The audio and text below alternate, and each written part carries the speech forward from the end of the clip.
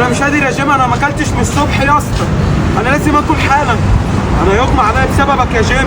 طب اهدى بس، احنا وانا قصاد الفرع التاني بتاع ابو عبده في شيراتون. انا كده انا فقت يا عم مطعم، ده انا كنت باكل منه في الخنكه، ده ريحته زهره. ايه ده؟ ايه ده؟ طب يلا بينا.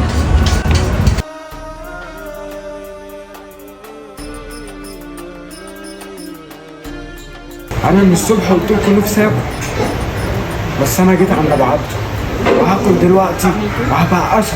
انا كان نفسي اكل من عند ابو عبده من بدري، انا شميت الريحه فوق. اكلوني. بص الحمد لله ان انت جيت هنا عشان تاكل، كل بقى وفوق وهتبقى فل. انا نسيت الفلوس بتاعتي كلها في البيت.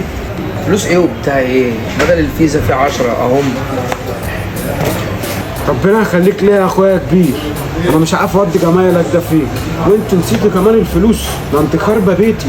يا هويا يا جيمي، المكان ده جامد جدا جدا، وعبده ده حتى انا لما بروح الخنكه باكل من عنده، جامد جدا جدا. المكان ده في شيراتون صح؟ الاكل تحفه، مش قادر، عايز اطلب تاني بس مفيش مكان.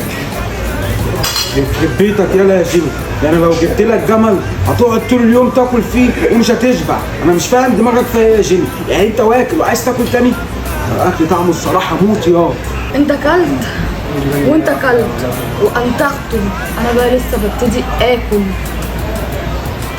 ياه، انا من كتر الاكل انا تعبت، بقول اي حاجه تروحني من هنا، عشان ابصوا بقى الاكل طعمه جامد قوي قوي قوي، هتقولي اي حاجه تروحني.